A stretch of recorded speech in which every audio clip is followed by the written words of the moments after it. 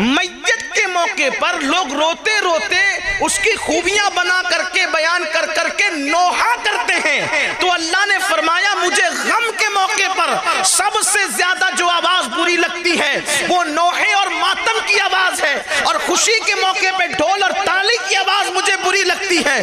تو اللہ رب العزت کے نیک بندوں نے کہا صبر کرو، مطلب نوحہ مت کرنا کیونکہ نوحے سے اللہ نے منع کیا ہے، ماتم مت کرنا ماتم سے اللہ نے منع کیا ہے۔ اب کیا مطلب ہوا؟ صبر کا مطلب یہ کہ جس چیز سے اللہ نے تجھے روک دیا ہے اس سے رک جانے کا نام صبر ہے۔ اب قرآن کہہ رہا ہے استعینوا بالصبر، صبر اور مدد، صبر اور نماز سے اللہ کی مدد طلب کرو، یعنی جن جن گناہوں سے اللہ نے تمہیں روک دیا ہے تم اس سے رک جاؤ، اور رکنے کے بعد نماز ادا کرو۔ آج بھی آسمان سے مدد اترتی ہوئی اپنی نگاہوں سے دیکھ لو۔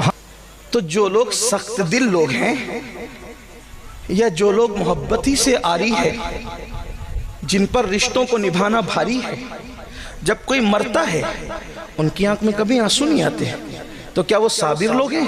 اور ان اللہ مع الصابرین ان کے لیے جو باپ کا جنازہ پڑھنے بھی نہیں آتے۔ ہم نے بچپن سے کیا سنا؟ علماء کی بارگاہ میں سبق سناتے ہوئے غلطی کروں تو میری اصلاح کریں گے، احسان کریں گے مجھ پہ۔ صبر کا مطلب کیا؟ اب تک بچپن سے ہی سنا ابا مر گئے نہ رونا صبر کرو، بیٹا مر گیا نہ رونا صبر کرو، یعنی لوگوں کے ذہن میں سوچ بن گئی نہ رونا صبر ہے اور رونا صبر کے خلاف ہے۔ تو جو لوگ سخت دل لوگ ہیں یا جو لوگ محبتی سے آری ہے، جن پر رشتوں کو نبھانا بھاری ہے، جب کوئی مرتا ہے ان کی آنکھ میں کبھی آنسو نہیں آتے، تو کیا وہ صابر لوگ ہیں؟ اور ان اللہ مع الصابرین ان کے لیے جو باپ کا جنازہ پڑھنے بھی نہیں آتے، اگر آتے ہیں تو ہاتھ بن کر کے کھڑے رہتے ہیں، ہم ناپاک پڑھ نہیں سکتے، وہ صابر لوگ ہیں۔ مولوی رو رہا ہے بیچارہ باپ کی میت پہ، کا یہ بے صبرہ ہے، اور شرابی آنکھیں تان کر کے کھڑا ہے، دیکھو کتنے صبر کے ساتھ کھڑا۔ وہ صبر کے ساتھ نہیں، وہ تو سوچا ہے بڈھا مر گیا اچھا ہوا تاکہ میرے راستے کی رکاوٹ کی، باپ مرا اچھا ہوا تاکہ مجھے حصہ ملنا ہے۔ بڑی معذرت کے ساتھ رونا صبر کے خلاف نہیں، رونے سے رکنا صبر نہیں۔ اگر رونا صبر کے خلاف ہوتا اس حدیث کا جواب آپ کہاں سے لائیں گے کہ میت پر تو رسول اللہ خود بھی روئے ہیں، میت پر حضور خود بھی روئے ہیں، اور پوچھا گیا تو حضور نے فرمایا یہ صبر کے خلاف نہیں ہے، یہ تو نشانی محبت ہے۔ رونا بے صبری نہیں ہے، رونا تو محبت کی نشانی ہے۔ کہاں کہاں بتاؤں کہاں روئے؟ اماں خدیجہ کا جنازہ ہے، رو رہے ہیں۔ حضرت ابراہیم کو دفن کرنے رو رہے ہیں۔ حضرت ابراہیم کے موقع پر تو لوگوں نے پوچھ لیا یہ ابراہیم ابن محمد حضور علیہ السلام کے سب سے کم سن صاحبزادے، آخری صاحبزادے جو حضرت ماریہ قبطیہ سے پیدا ہوئے، ان کا وصال ہوا تو حضور دفن کرتے ہوئے رو رہے، خاموش آنسو جاری۔ حضور آپ نے تو منع کیا رونے سے، آپ رو رہے ہیں۔ فرمایا یہ رونا منع نہیں، یہ تو محبت کی نشانی ہے۔ کہ کوئی جدا ہو رہا ہے، کوئی دل کا پھل ٹوٹ رہا ہے، کسی کی گود خالی ہو رہی ہے، کسی کی گود اجڑ رہی ہے، کسی کے جانے سے تانے کا ذریعہ کچھ بن رہا ہے نا؟ تو یہ رونا صبر کے خلاف نہیں، محبت کی نشانی۔ حضور روئے، ماں خدیجہ کے جنازے پر روئے، حضرت ابراہیم کے وصال پر روئے، اسی طریقے سے حضرت حمزہ کے جنازے پر روئے، اسی طریقے سے حضرت اسود کے جنازے پر روئے، حضرت شہدائے احد کے جنازے پر روئے۔ حضور علیہ السلام آنکھوں سے آنسو جاری ہے، حتیٰ کہ بعد وصال بھی حضور امام حسین کی شہادت پر روئے، اٹھا کر کے سیاہ کو دیکھیں، دن بھر خون جمع کر رہے ہیں، آنکھ سے آنسو جاری ہے۔ حضرت ابن عباس نے جو خواب دیکھا تو اب تک ہم نے سمجھا کہ رونا صبر کے خلاف ہے، نہ رونا یہ صبر ہے۔ نہ، ہم صبر کے مفہوم کو شاید ہم نے کہیں نہ کہیں چینج کیا۔ رونے نہ رونے کا تعلق صبر سے نہیں ہے، صبر کا مطلب ہوتا ہے رکنے یا روکنے کے۔ صبر کہتے ہیں رکنے یا روکنے کے۔ تو صبر کا جو اصل مفہوم ہے وہ ہے اس سے رکنا جس سے اللہ نے روک دیا۔ اب صبر کیا ہوا؟ اس سے رکنا جس سے اللہ نے، اب میت پہ کیا کہتے ہیں؟ صبر کر، مطلب رونے سے نہیں روکا جا رہا ہے۔ میت کے موقع پر لوگ روتے روتے اس کی خوبیاں بنا کر کے بیان کر کر کے نوحہ کرتے ہیں، تو اللہ نے فرمایا مجھے غم کے موقع پر سب سے زیادہ جو آواز بری لگتی ہے وہ نوحے اور ماتم کی آواز ہے، اور خوشی کے موقع پہ ڈھول اور تالی کی آواز مجھے بری لگتی ہے۔ تو اللہ رب العزت کے نیک بندوں نے کہا صبر کرو، مطلب نوحہ مت کرنا، کیونکہ نوحے سے اللہ نے منع کیا ہے، ماتم مت کرنا، ماتم سے اللہ نے منع کیا ہے۔ اب کیا مطلب ہوا؟ صبر کا مطلب یہ کہ جس چیز سے اللہ نے تجھے روک دیا ہے اس سے رک جانے کا نام صبر ہے۔ اب قرآن کہہ رہا ہے استعینوا بالصبر، صبر اور مدد، صبر اور نماز سے اللہ کی مدد طلب کرو، یعنی جن جن گناہوں سے اللہ نے تمہیں روک دیا ہے تم اس سے رک جاؤ، اور رکنے کے بعد نماز ادا کرو۔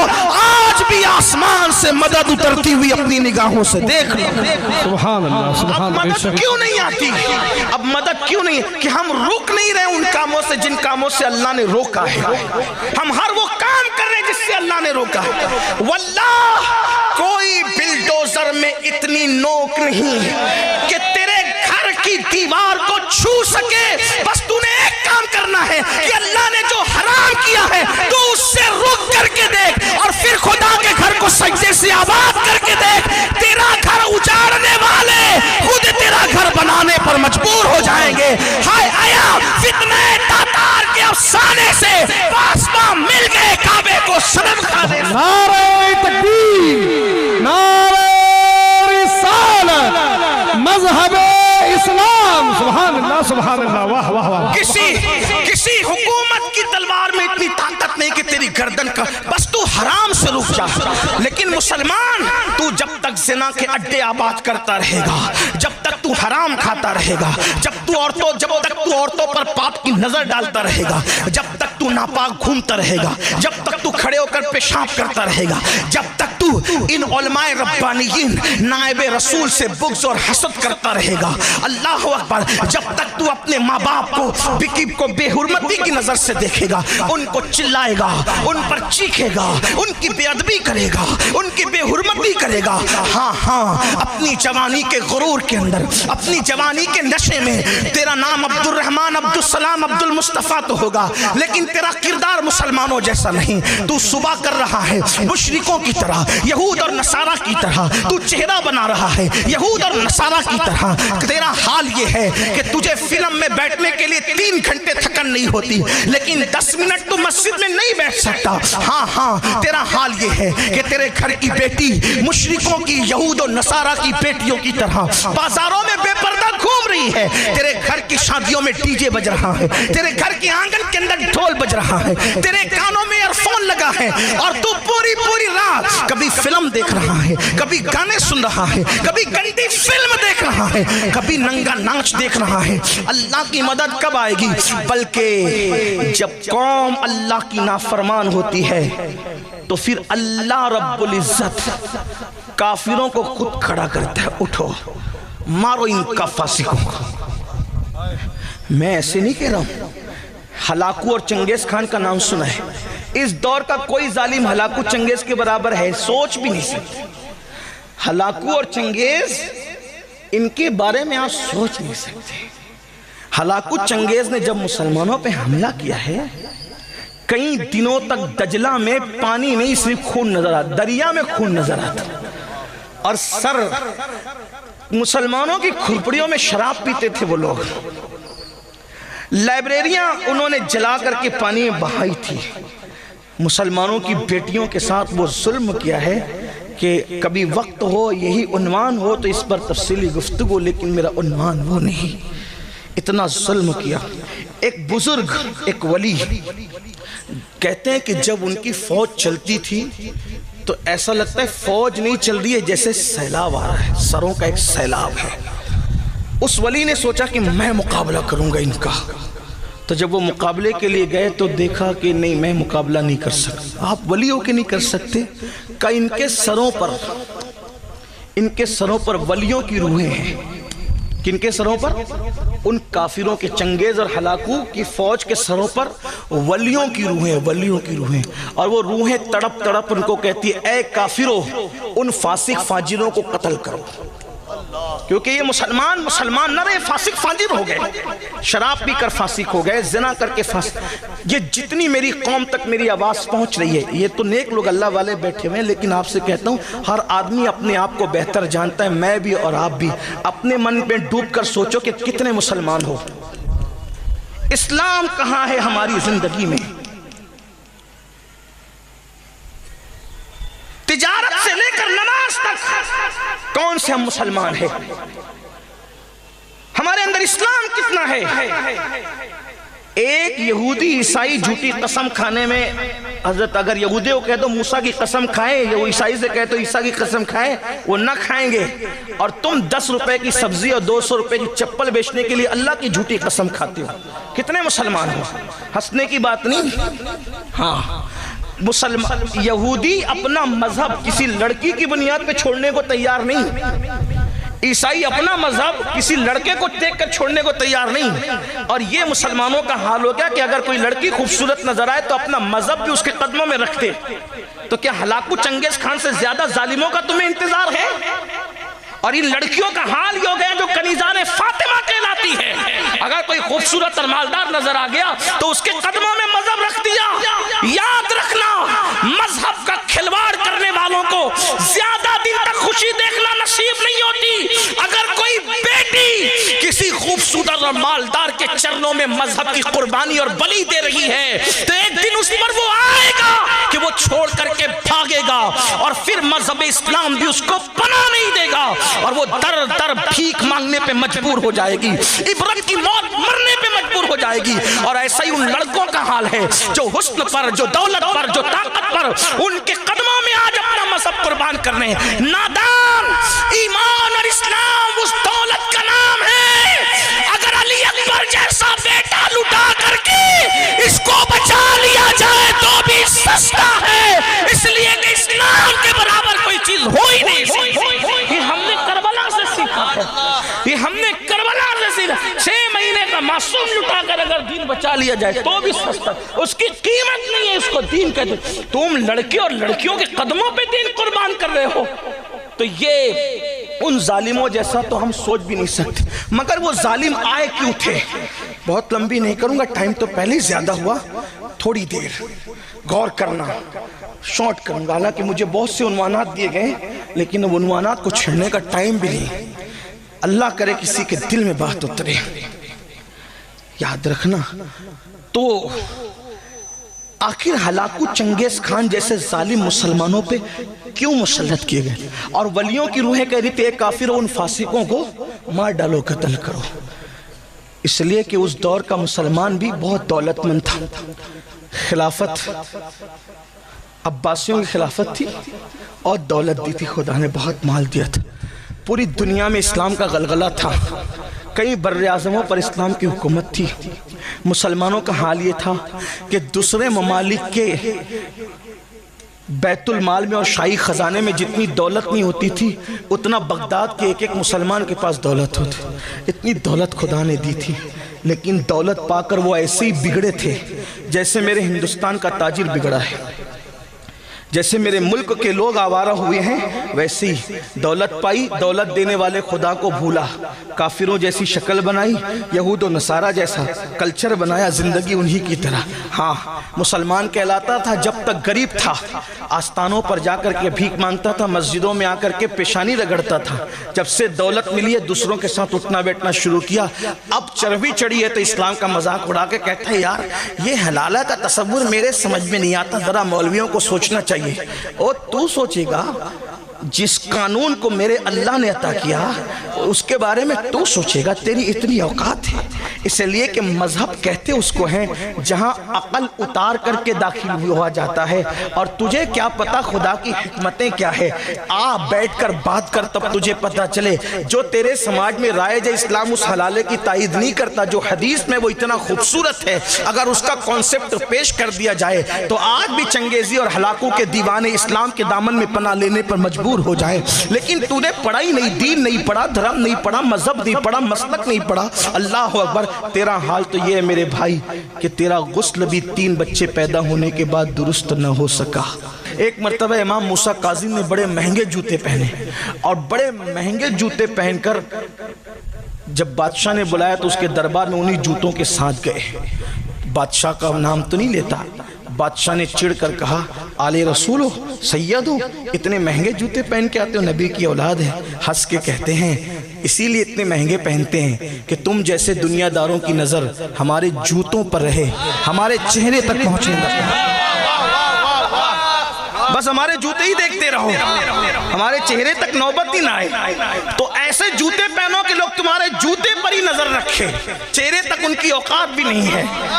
ہاں میں منع نہیں کر رہا ہوں، لیکن موسیٰ کاظم جیسا چہرہ تو بنا، تو نے تو چہرہ یہود و نصارہ کی طرح بنا رکھا ہے۔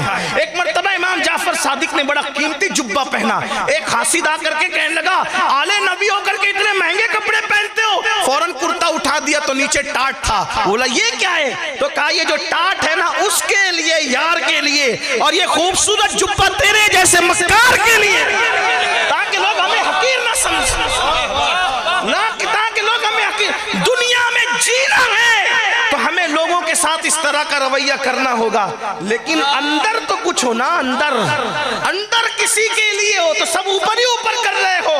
تو ہمیں عزت کپڑوں سے نہیں، ہمیں عزت قیمتی موبائل سے نہیں، ہمیں عزت کاروں سے نہیں۔ آپ کو پتہ عزت ملنا کیسے ہے؟ جس وقت بیت المقدس فتح ہونے کرنے کے لیے مسلمان بیت المقدس کی طرف بڑھتے ہیں اور مسلمانوں کے آگے جو ہے وہ دوسری طاقتیں ہار جاتی ہیں، تو ان کے علماء بیت المقدس کی دیوار پر کھڑے ہو کر کہتے ہیں تم کتنی بھی کوشش کر لو، تم لوگ ہم سے بیت المقدس لے نہیں سکتے، کیونکہ ہماری مذہبی کتاب میں لکھا ہوا ہے کہ ایک درویش بادشاہ ہوگا، اس کے ہاتھوں بیت المقدس فتح ہوگا۔ ایک درویش بادشاہ ہوگا، اس کے ہاتھوں بیت المقدس فتح ہوگا۔ اللہ اکبر۔ ابو عبیدہ ابن الجراح بڑے ہوشیار تھے، ان کو امین الامہ کہا گیا ہے۔ انہوں نے نیچے سے کہا اس بادشاہ کی صفت بھی تو لکھی ہوگی، بیان کر۔ تو کہا ہاں تیرا چہرہ گول ہے، وہ تو فتح کرنے آیا نا بیت المقدس، تیرا چہرہ گول ہے، تو نہ کر سکے گا۔ اس کا چہرہ تھوڑا سا لمبا ہے، اس کی داڑھی بڑی بڑی پتلی پتلی سینے تک آئی ہوئی ہے، اس کا چہرہ سرخ ہے، اس کے ہونٹ پتلے پتلے ہیں، تیرے گال اوپر ہے، اس کے گال اندر کی طرف ہے، اور اس کی جو لنگی ہے وہ اس کے ٹکنے کے اوپر ہے، اس کا لباس اس طرح کا ہے اور وہ اس طرح کا اور اس طرح کا ہے۔ جیسے جیسے وہ پڑھتا جا رہا تھا ابو عبیدہ مسکراتے جا رہے تھے۔ اس بوڑھے راہب نے کہا میری بات پر تو ہنستا کیوں ہے؟ تو فرمایا تو جو صفت بیان کر رہا ہے وہ درویش بادشاہ ہمارے ہی پاس ہے، لیکن وہ بیت المقدس میں نہیں، وہ مدینہ منورہ میں موجود ہے۔ سبحان اللہ، نعرہ تکبیر، نعرہ رسالت۔ بلا اس کو، اگر میں دیکھ لوں گا تو اس کو بن لڑے چابی دے دوں گا۔ پھر ابو عبیدہ خط لکھتے امیر المومنین جانشین رسول فاروق اعظم سیدنا عمر ابن الخطاب غیث المنافقین امام المجاہدین امام المشاہدین فی رب العالمین۔ اللہ اکبر۔ میرے نبی کا جانشین، میرے نبی کا پروردہ، میرے نبی کا تربیت یافتہ، جس کو رسول اللہ نے سجایا سوارا نکھارا اور اتنا بلند کر دیا کہ آقا فرماتے میرے بعد کوئی نبی ہوتا تو وہ عمر ابن خطاب ہوتے، لا نبی بعدی، مگر میرے بعد کوئی نبی نہیں۔ 3 بر اعظموں کا حاکم، ایک ملک کا نہیں، 3 بر اعظموں کے حاکم کو خط لکھا ہے بیت المقدس آنا ہے۔ آج دیکھ لو دنیا کے وزیروں کو ایک ملک سے دوسرے ملک جاتے تو کتنا اتراتے ہیں، پھر بھی حال یہ ہوتا ہے کہ لوگ نظر اٹھا کر دیکھتے بھی نہیں۔ جن لوگوں کو پتا ان کو پتا ہے، منہ تکتے رہتے لوگ، یہ اوقات ہے اور ہم نئے کپڑوں سے جائیں گے، چارٹر فلائٹ۔ میں کسی ایک ملک کی بات نہیں کر رہا ہوں، یہ دنیا کے سارے ملکوں کا، ورنہ کوئی ملک کا آدمی، پڑوسی ملک کا آدمی، اڑوسی ملک کا آدمی مجھ پہ ناراض ہو جائے کہ آپ ہمارے ملک کا۔ میں نے کہا ہم تو جنرل بات کہتے ہیں، شراب کے خلاف تقریر کریں گے تو کوئی شرابی اٹھ کے لڑے گا ہمارے خلاف کرے، ہمیں تو پتہ ہی نہیں شرابی کون ہے، ہم تو اپنی بات کرتے ہیں۔ تب یہ چارٹر فلائٹ جو چوری چوری چپکے چپکے لیے جا رہے ہیں ان کی بات ہو رہی ہے، جو ہیں وہ ہیں، جو قوم کے پیسے چرا کر روزانہ نئے کپڑے پہن رہے، جو ہے سو ہے، ہمیں نہیں پتا کون ہے، ہم تو جنرل بات کرنے کے عادی کرتے رہیں گے۔ جن کی بے عزتیاں ہو رہے ہیں لوگ تکتے نہیں تکتے ان کی طرف، لیکن آؤ، ظالموں کی عزت کہیں نہیں ہے، نہ زمین کے اوپر ہے نہ زمین کے اندر ہے۔